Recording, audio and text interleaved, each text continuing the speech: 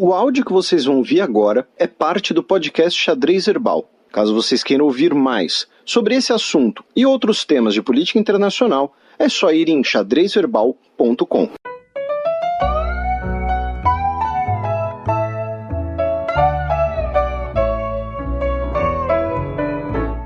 Check.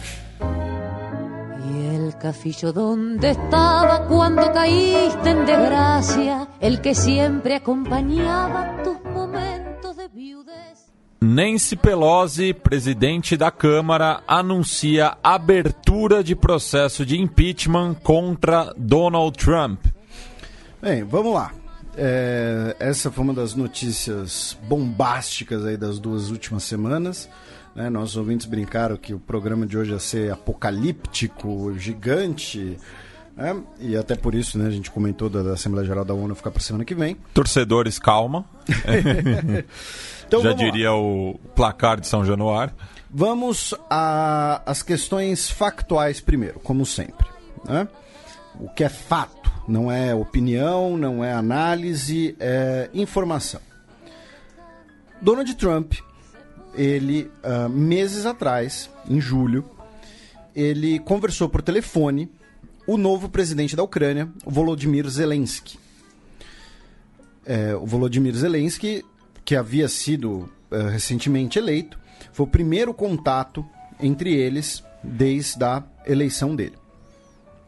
Nessa conversa, por telefone, o Donald Trump comentou, eu vou usar o verbo comentou por enquanto, sobre o presidente ucraniano investigar eventuais violações, eventuais usos, digamos assim, da máquina pública ucraniana para encobrir abusos do filho do Joe Biden, o Hunter Biden, que é membro do conselho de uma empresa ucraniana.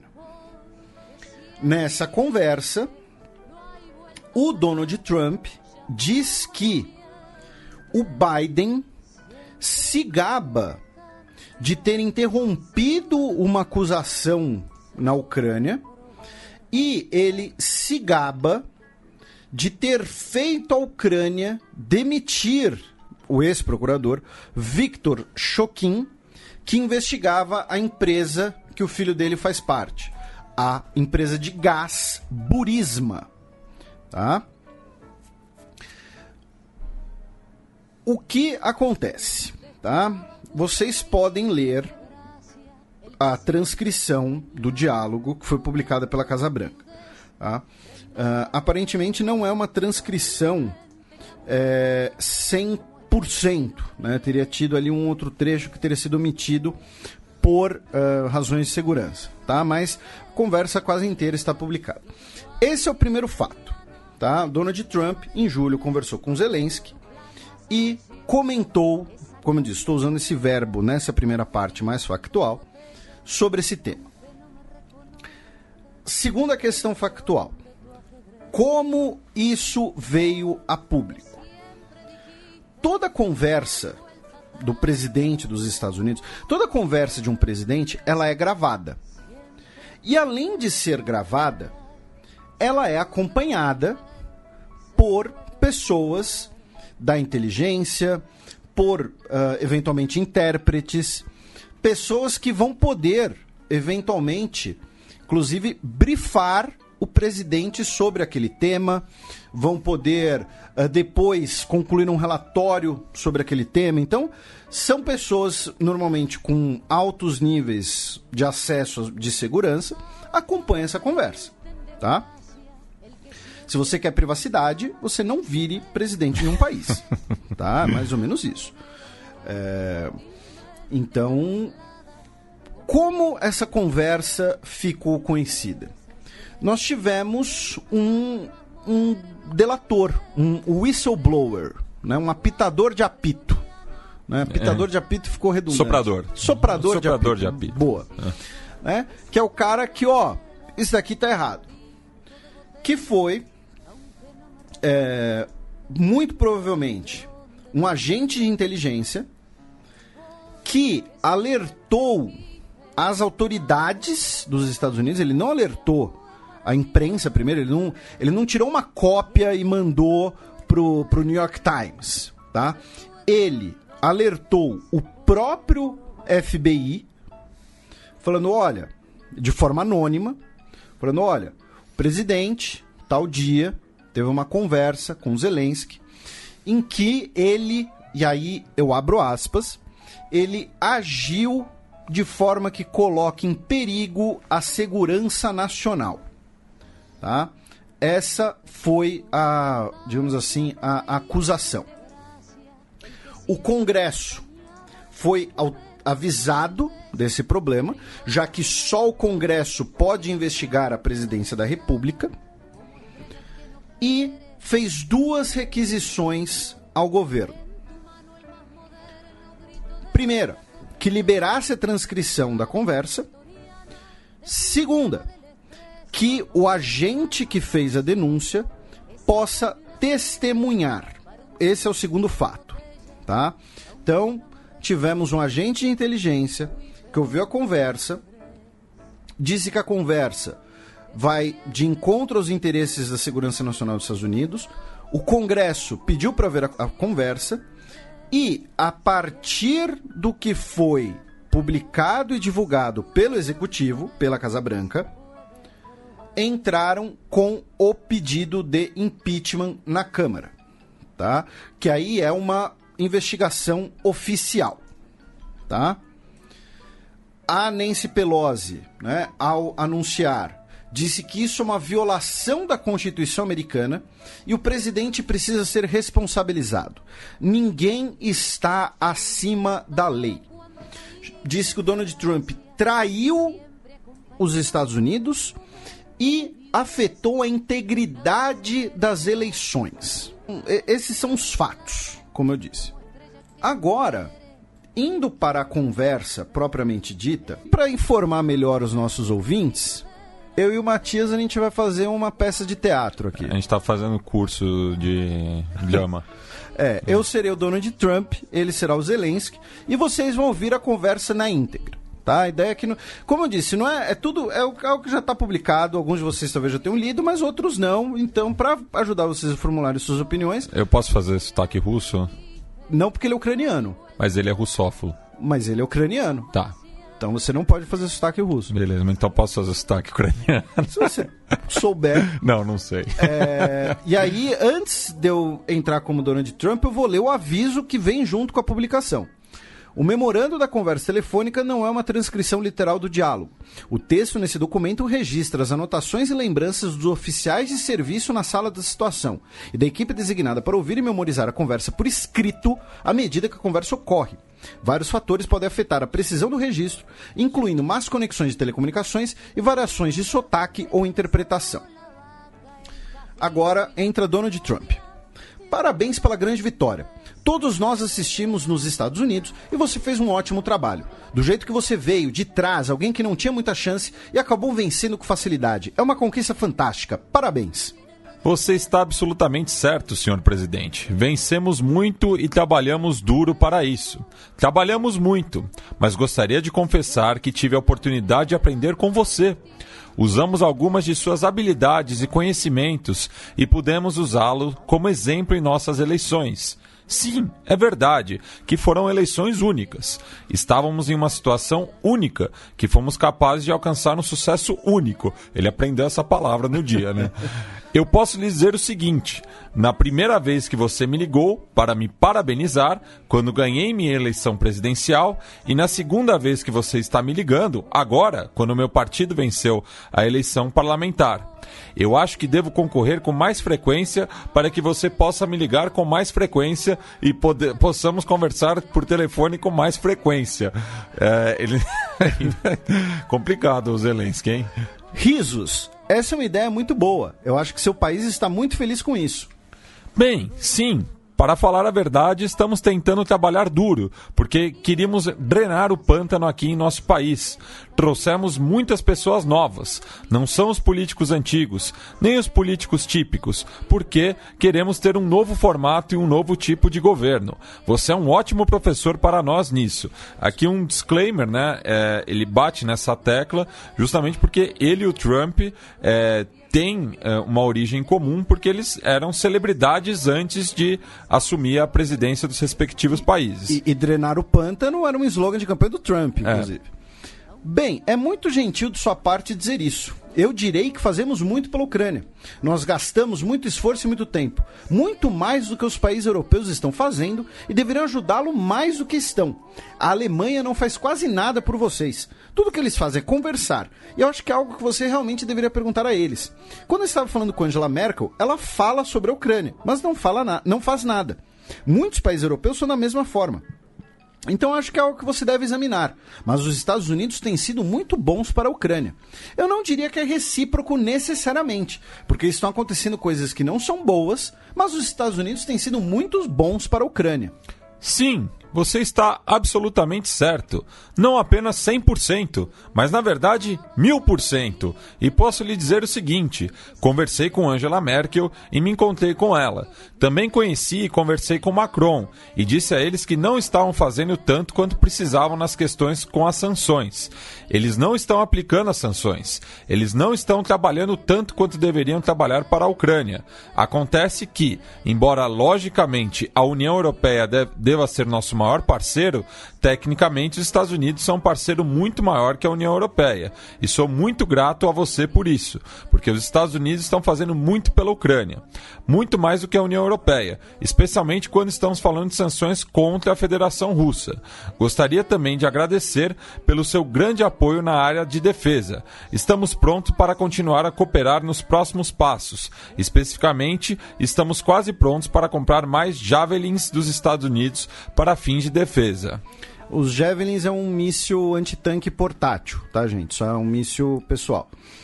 Gostaria que você nos fizesse um favor, porque nosso país passou por muita coisa e a Ucrânia sabe muito sobre isso. Eu gostaria que você descobrisse o que aconteceu com toda essa situação com a Ucrânia. Eles dizem que CrowdStrike, né? CrowdStrike é uma empresa de segurança digital que teria sido contratada para roubar as informações do Comitê Nacional Democrata, tá? Vou retomar, como Trump. Eles dizem que CrowdStrike, acho que você tem uma das suas pessoas ricas, o servidor, eles dizem que a Ucrânia tem. Muitas coisas aconteceram, toda uma situação. Eu acho que você está se cercando de algumas das mesmas pessoas. Eu gostaria que o secretário de Justiça ligasse para você ou o seu pessoal e gostaria que você chegasse ao fundo disso.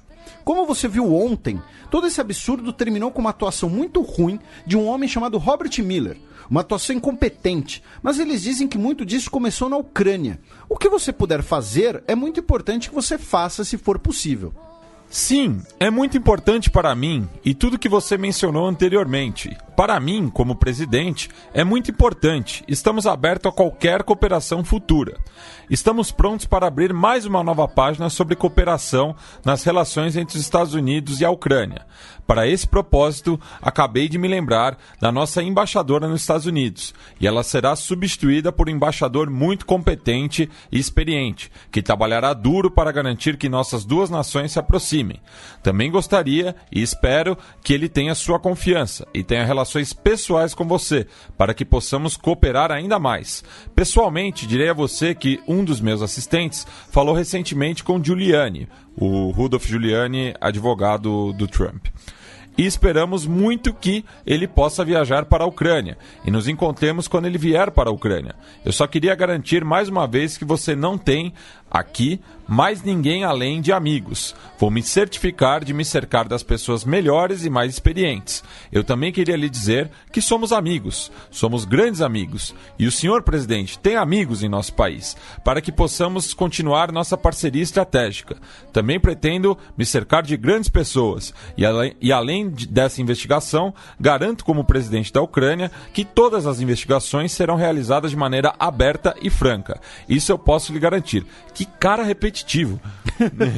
Bom, porque eu ouvi dizer que você tinha um promotor muito bom e ele foi bloqueado, o que é realmente injusto.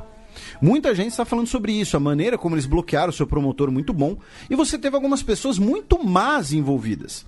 Giuliani é um homem altamente respeitado.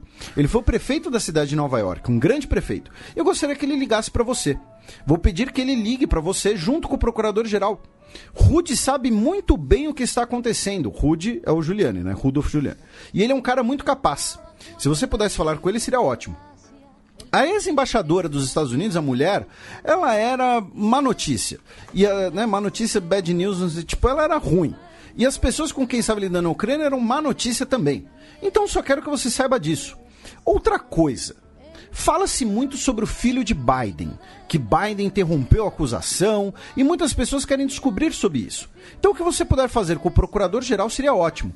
Biden se gabou de ter parado a acusação. Então se você puder investigar, parece horrível para mim. Eu queria falar sobre o promotor. Antes de tudo, entendo e conheço bem a situação. Desde que conquistamos a maioria absoluta em nosso parlamento, o próximo procurador-geral será 100% uma pessoa minha, meu candidato, que será aprovado pelo parlamento e começará como novo procurador em setembro.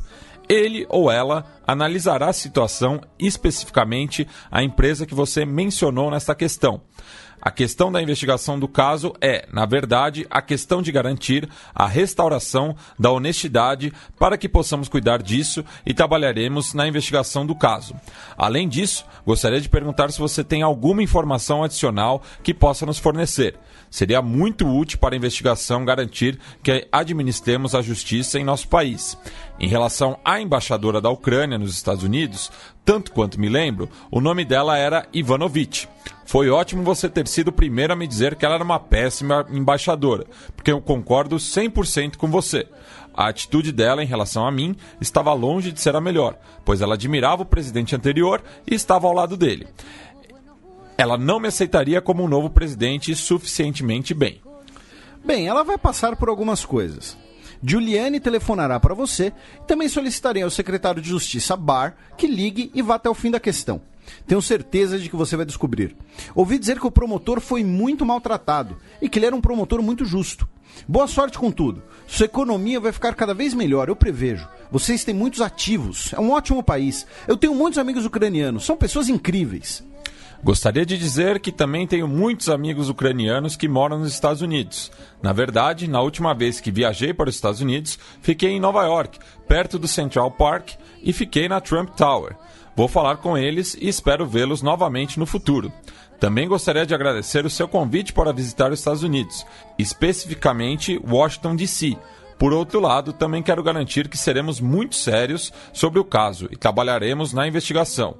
Quanto à economia, há muito potencial para nossos dois países. E uma das questões que é muito importante para a Ucrânia é a independência energética.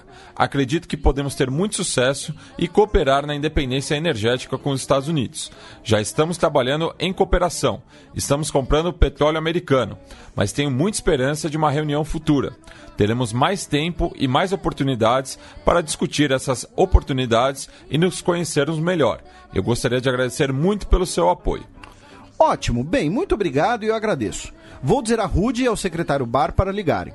Obrigado. Quando você quiser vir à Casa Branca, não hesite em ligar. Dê-nos uma data e nós resolveremos isso. Estou ansioso para vê-lo. Muito obrigado. Eu ficaria muito feliz em ir e ficaria feliz em conhecê-lo pessoalmente e conhecê-lo melhor. Estou ansioso pelo nosso encontro e também gostaria de convidá-lo para visitar a Ucrânia e vir para a cidade de Kiev, que é uma cidade linda. Temos um país bonito que gostaria de recebê-lo. Por outro lado, acredito que em setembro estaremos na Polônia e poderemos nos encontrar na Polônia. Depois disso, pode ser uma boa ideia viajar para a Ucrânia. Podemos pegar meu avião e ir para a Ucrânia, ou pegar o seu avião, que provavelmente é muito melhor que o meu. Ok, podemos resolver isso. Estou ansioso para vê-lo em Washington e talvez na Polônia, porque acho que estaremos lá nesse momento. Muito obrigado, senhor presidente. Parabéns pelo excelente trabalho que você fez, o mundo inteiro estava assistindo. Eu não tenho certeza se foi muito difícil, mas parabéns. Obrigado, senhor presidente. Até logo. Então, é isso que vocês ouviram nesse jogral, né, nessa brincadeira. E, assim, embora a gente tenha brincado um pouco, mas a gente leu a transcrição da conversa. Tá? A gente não inventou nada, a gente não omitiu nada. Tudo que foi publicado, a gente leu. Essa tradução é da Folha de São Paulo. Do Rafael Balago. E tem no original, em inglês também, para quem quiser e tal. Então, aí chegamos, né, o momento do pedido do impeachment. Depois do pedido do impeachment, tá, o Joe Biden foi perguntado se ele havia conversado com seu filho, se ele havia, de fato, tentado intervir na Ucrânia em defesa do seu filho. O Biden disse que a imprensa está caindo numa estratégia desprezível de Trump. Eles estão sendo enganados e que isso, na verdade, é tudo ali um grande esquema para mudar o foco das atenções. O problema é que o próprio partido dele pediu o impeachment. Tem essa questão. Aí... e cabe lembrar, né? O próprio Partido Democrata também não tem um nome de consenso para a eleição do ano que vem. O Biden aparece como favorito, e eu até acho que, em certa medida, essa preocupação anterior do Trump, né, com a escolha do candidato democrata e de tentar minar as chances do Biden, eu acho que ele leva até mais vantagem sobre o Biden. Isso. Aí, ontem, quinta-feira, dia 26, ontem/hoje, né, o relatório do delator foi publicado pelo Comitê de Inteligência da Câmara, que disse, que foi publicado, né, para a imprensa, foi divulgado para a imprensa, com alguns trechos suprimidos, disse que o Trump pede ajuda a um líder estrangeiro para interferir no processo eleitoral americano, disse que o Donald Trump utilizou uma ajuda de 391 milhões de dólares para pressionar o governo ucraniano, já vou falar disso, disse que o presidente dos Estados Unidos, né, sempre se refere ao presidente, ele nunca usa, o relatório não usa nomes, né, diz o presidente e o presidente de uma nação estrangeira, né, e disse que o presidente tentou intervir para ocultar todos os registros da ligação telefônica. Para mim, essa série de ações revela que os funcionários da Casa Branca compreendem a gravidade do que foi transcrito no telefonema, tá? Basicamente, isso aqui é um resumo do resumo, né, do relatório. E você citou, né, o Comitê de Inteligência. Um dos membros desse órgão, o Michael Turner, do Partido Republicano, por Ohio, disse que é desapontante que o público americano tenha que vir a ler essa transcrição, que esse tipo de conversa não é ok, nas palavras dele. Aí, o que foi a questão dos 400 milhões de dólares, 391 milhões de dólares? Uma semana antes desse telefonema, o Donald Trump havia congelado uma ajuda, uma contribuição dos Estados Unidos nesse montante para a Ucrânia. E aí, no 11 de setembro, ele descongelou essa verba. Ele liberou essa verba. Os democratas argumentam que ele usou essa verba do Estado dos Estados Unidos como uma ferramenta de pressão. Falando, olha, né, pô, gente, você pode investigar essa coisa aí pra mim e tal, e aí depois a verba foi liberada. Já o Donald Trump... já o governo, não foi nem o Donald Trump pessoalmente, foi comunicado da Casa Branca, disse que essa suspensão do congelamento foi por questões orçamentárias, né? Você não podia ali passar um teto e tudo mais, enfim. Tá? Disse que foi uma questão protocolar, né? Disse que foi uma questão ali corriqueira. A gente não vai entrar, digamos assim, num fact-checking, né, sobre as declarações, quanto a União Europeia contribuiu, o que a Merkel fez ou não pela Ucrânia, enfim. Esses são os diálogos, esses são os fatos. Agora vem,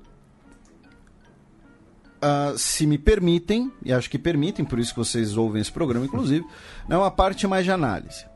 Aí eu vou até divergir um pouco, por exemplo, do Matias e do que o republicano lá falou, que é o seguinte: a não ser que os democratas tenham mais coisas sobre esse evento para serem publicadas, ou seja, a Nancy Pelosi sabe de muita coisa que eu não sei. Ela é presidente da Câmara dos Deputados dos Estados Unidos. Né? Isso é óbvio. O meu ponto aqui é, se eles não tiverem mais nada, ou não muito de relevo, esse impeachment só vai ajudar o Trump. Por que eu digo isso? Porque a conversa, ela é uma conversa que denota coisas pouco republicanas? Sim. Só que, primeiro, você não tem uma smoking gun, você não tem uma arma do crime, você não tem... Um ouvinte nosso falou, você não tem um batom na cueca. Você não tem, assim, o Donald Trump falando, olha, ou você resolve esse negócio, ou eu vou congelar os 400 milhões. Ou você resolve esse negócio, ou eu vou reconhecer a Crimeia como da Rússia. O Donald Trump, ele é malandro o suficiente, usando um termo, né, para saber que algumas coisas você fica na insinuação. Então é mais ou menos o seguinte, você pode... meio que pedir um processo de divórcio, né, argumentando que o outro lado do matrimônio cometeu adultério, baseado numas mensagens do tipo, olha, você estava muito bonita hoje, olha, né, gostei muito, né, você estava... alguma coisa assim. Você não tem algo explícito, você não tem uma smoking gun. E aí os nossos ouvintes podem dizer que eu estou querendo dar um boi, que eu estou de boa vontade com o Trump, que eu estou querendo passar pano pro Trump. Não é uma questão de viés, pelo contrário, e eu vou aproveitar até retomar esse assunto. Viés é diferente de análise.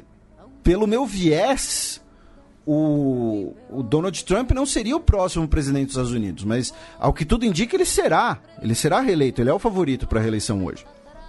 E por que eu estou dizendo isso? Não, mas daí só complementando, que eu concordo com você nesse ponto, mas eu acho que aí a gente tem uma disputa de narrativa já de olho em 2020, né, de que eu acho que justamente é contra o Biden que ele tem mais chances. Também. Porém, isso pode minar a própria candidatura do Biden. Também. Porque daí entra justamente... o nome dele já está aí na boca da opinião popular, com uma certa desconfiança por conta dessa relação próxima com o governo anterior da Ucrânia. E aí pode vir uma Kamala Harris, uma Elizabeth Warren, né? Mas o meu segundo... Bernie. O meu segundo ponto ia ser o seguinte, meu caro Matias. Desde o início da campanha interna do Donald Trump, a argumentação dele, o discurso dele qual é? Que tem um deep state que não quer que eu seja candidato. Que a imprensa não quer que eu seja candidato. Que o próprio establishment do Partido Republicano não quer que eu seja candidato. É o antissistema. Então, isso daqui... Apesar de ter sido criado no sistema. Isso daqui fortalece justamente o discurso dele. Inclusive, não só... Ao contrário do Trudeau, que eu disse que vai afetar a imagem com o eleitorado dele, isso aqui não fortalece o Trump só com o eleitorado dele. Porque um impeachment que eventualmente fracasse na véspera da eleição, um monte de gente vai olhar e vai falar, porra, pera aí, então assim, não adianta nada, ou então nem vou votar... Né? O cara que votaria contra o Trump, nem vou votar, não conseguiram impeachment nem nada. Ou então alguém pensar, pô, quer saber? Acho que tem mesmo uma armação aí contra o cara. Tava indeciso, mas vou votar a favor do Trump. Porque não tem uma smoking gun. E aí vem o terceiro ponto. O impeachment é um processo político. Para ele passar na Câmara dos Deputados, ele precisa de maioria simples. Para ele passar no Senado, são 2/3. E é justamente no Senado onde o Partido Republicano tem a maioria. Isso. Então, além de ter a maioria republicana, sem uma... se você tivesse ali uma coisa muito clara, como eu disse, se você tivesse o Trump falando, olha, se você não me entregar a cabeça do filho do Joe Biden, eu vou suspender os 400 milhões. Aí tudo bem. Os caras do Partido Republicano falariam, pô, aí não. Aí ferrou, aí não tem jeito. Agora...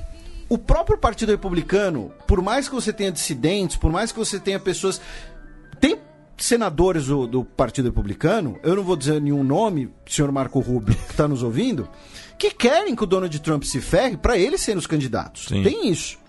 Mas não é o suficiente para você ter 2/3 na Câmara só com isso daqui. Eu não estou dizendo que isso daqui tá ok, mas isso daqui não é o suficiente para você incriminar um presidente que tem um alto nível de popularidade. Você não tem o indício de um benefício pessoal.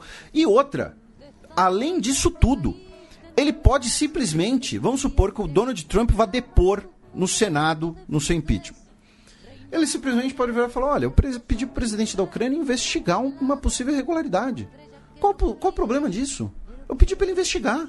É uma irregularidade. Vocês querem cobrir as irregularidades? É isso que vocês querem? Do filho de Joe Biden, possível candidato democrata? É, exatamente isso. Então, assim, nesse momento, esse pedido de impeachment apenas fortalece o discurso do Trump. Apenas fortalece a imagem que o Trump construiu de que ele está nadando contra as correntes, de que ele está contra a correnteza, de que o sistema não quer ele, que vão armar para cima dele. E aí ele fala muito em Deep State. Ele hoje falou que esse delator, ele é possivelmente um espião estrangeiro, ou ele está agindo como um espião. E de fato, vai ter o cara, o trumpista fiel, digamos assim, que vai olhar e falar, pô, esse cara aí tá revelando as conversas do presidente, esse cara aí é um traidor. Esse cara ele vai ter que ficar anonimato pro resto da vida. Porque pra um maluco querer dar um tiro nele, não vai ser muito difícil, não. Então, nesse momento, como eu disse, agora entrando como análise, isso não é o suficiente. No caso do Bill Clinton, por exemplo. Que foi o último pedido de impeachment dos Estados Unidos, né? São 3 ao todo, né? Não, são 2, porque o Nixon foi antes da abertura, então oficialmente foram 2. O Andrew Jackson. Isso. Não foi o Andrew Jackson, Andrew Johnson. Andrew Johnson. Século XIX, e o Bill Clinton. O Andrew Johnson que é considerado um dos presidentes mais Zé Ruela da história dos Estados Unidos. Mas no caso do Bill Clinton, ele foi impeachmentado na Câmara dos Deputados e foi salvo no Senado, que tinha maioria democrata. E com um detalhe, no caso do Bill Clinton, você tinha claramente a smoking gun de que ele mentiu sob juramento. A acusação contra o Bill Clinton não foi de, teve relações com uma estagiária. A acusação contra ele foi de perjúrio, de ter mentido sob juramento. De que ele disse, eu nunca tive relações com essa mulher, e aí teve investigação do vestido da Mônica Lewinsky, que tinha material genético do Bill Clinton. Então... Aí teve aquela discussão na época se o sexo oral era ou não. Se era Mas o fato é, ele mentiu sob juramento. E isso não é uma questão de opinião, era um fato. E ele se salvou no Senado por um voto. O Trump não tem nem isso. Você não pode dizer que ele traiu o interesse da segurança dos Estados Unidos. Ele insinua essas coisas? Sim. Ele tem uma conversa pouco republicana? Sim. Dá pra cravar 100% com uma conversa criminosa? Não, não dá. Não dá. Então, a não ser que o Partido Republicano decida derrubarem o próprio Trump para alguém deles sair candidato, ou então, como eu disse, a Nancy Pelosi tem alguma outra carta na manga, né? Tem algum trecho da conversa que não foi publicado, tem alguma coisa... muita gente diz que a peça central desse quebra-cabeça é o Giuliani. O Giuliani que pode ter uma conversa... Por exemplo, se você tiver uma conversa dele falando com o Zelensky, falando, olha, o presidente me orientou a te pedir a cabeça do Joe Biden, né? Ou então a gente... Aí, se você me der a cabeça do filho do Joe Biden, a gente descongela as verbas, aí é outra coisa. Agora, talvez a Nancy Pelosi tenha inclusive pedido impeachment para ter autoridade para pedir essas quebras de sigilo, para poder investigar essas coisas. Agora, por enquanto, se ficar no que existe agora, não vai dar em nada, só vai fortalecer o Trump. Eu falo isso sem nenhum medo de errar. Tá?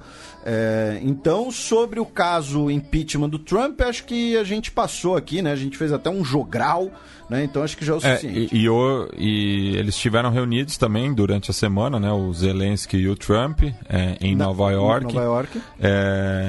O Zelensky com uma baita cara de bunda. Ele falando, né, que eu acho que a gente teve uma boa conversa de telefone. Foi normal. A gente falou sobre muitas coisas. Eu penso, e você leu, que ninguém me pressionou. Daí o Trump resume. Em outras palavras, nenhuma pressão. O witch hunt e tudo mais. Com o que a gente tem hoje, a conclusão é essa. Aproveitando, só para fechar, 3 notícias externas dos Estados Unidos. A primeira foi de que antes da Assembleia Geral da ONU, na quinta-feira, dia 19, 2 integrantes da missão cubana da ONU foram expulsos pelos Estados Unidos, dizendo que eles eram ameaças à segurança nacional. Eles estavam tentando conduzir operações de influência contra os Estados Unidos, o que seria um abuso dos seus privilégios de residência diplomática. Tá? O Ministério de Relações Exteriores de Cuba disse que isso é infundado, é uma calúnia vulgar a imputação de que eles teriam realizado atos incompatíveis com seu status diplomático. E, na verdade, era apenas para provocar mais uma escalada diplomática que buscasse endurecer ainda mais a relação entre os 2 países. Aí, no dia 24, terça-feira, Donald Trump falou perante a Assembleia Geral da ONU. Ele foi o segundo a falar, depois do presidente brasileiro Jair Bolsonaro. Como sempre, os Estados Unidos falam depois do Brasil. E aí o discurso dele pode ser resumido em 3 pontos, tá? Em 3 partes, melhor dizendo. Introdução, em que ele falou, né, uma frase aí que, né, do ponto de vista ideológico, deixou muita gente animada, gostou muito, né? Que é: o futuro não é dos globalistas, é dos patriotas. Né? Se quer democracia, defenda sua soberania. Ele falou de índices internos do país, né? Falou de baixo desemprego, falou da revisão do NAFTA, falou que receberia o Shinzo Abe para uma negociação de acordo de livre comércio, que essa semana já recebeu a novidade de que o Japão se comprometeu a comprar bilhões em produtos agrícolas dos Estados Unidos. Falou também de que assim que o Reino Unido sair da União Europeia, teremos um grande acordo. Já avisei Boris Johnson disso, ou seja, deu ali um apoio nominal. A terceira e última parte, ele, ali em questão de 15 minutos, mais ou menos, um pouquinho menos, ele falou de uma série de assuntos. Né? Ele falou sobre... Coreia do Norte foi 2 frases, criticou o Talibã por não ter cumprido sua parte nas negociações, falou de rota de migração na América Central, disse que tem muito respeito mútuo com o México, seu país nunca vai ser socialista, criticou Cuba, Nicarágua, Venezuela, criticou redes sociais, dizendo que é preciso proteger os dados pessoais das pessoas para salvar a democracia, condenou países que reprimem pessoas LGBT, defendeu liberdade religiosa, defendeu o direito de possuir armas, condenou o aborto de gestação. Parte do meio.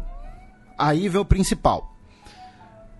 O Trump dedicou a maior parte da fala dele a temas em relação à China. E num tom bastante incisivo. Tá? Ele também disse que nenhum país deveria financiar a sede de sangue iraniana. Falou brevemente sobre o Irã também. Mas sobre a China, ele defendeu a sua política comercial. E aí eu vou abrir aspas aqui para o Trump para como ele definiu a economia chinesa, as bases da economia chinesa. Ela é fundamentada em maciças barreiras de mercado, pesados subsídios estatais, manipulação cambial, dumping de produtos, transferência forçada de tecnologia, roubo de propriedade intelectual e de segredos comerciais em larga escala. Tá? Disse que a China trapaceia na OMC, que a China nunca deveria ter entrado na OMC, que foi um desastre, que a China, sendo a segunda maior economia do mundo, usa um status de país desenvolvido para ter parâmetros mais complacentes.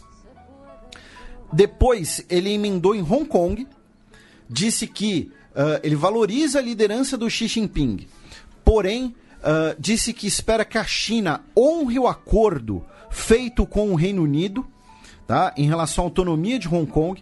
Disse que a maneira como a China responder aos protestos dirá muito sobre o papel que a China quer desempenhar.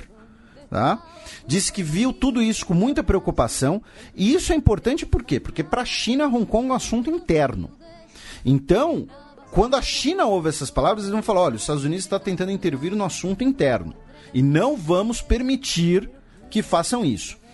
E aí, no mesmo dia, não esteve presente no discurso do Trump, mas no mesmo dia, o Departamento de Estado dos Estados Unidos anunciou um painel ali com especialistas, diplomatas, enfim, sobre a repressão chinesa de uigures e outras minorias muçulmanas em Xinjiang, que incluem relatórios credíveis de tortura, vigilância arbitrária e trabalho forçado. Então, assim, foi um dia em que os Estados Unidos passou o dia inteiro batendo na China.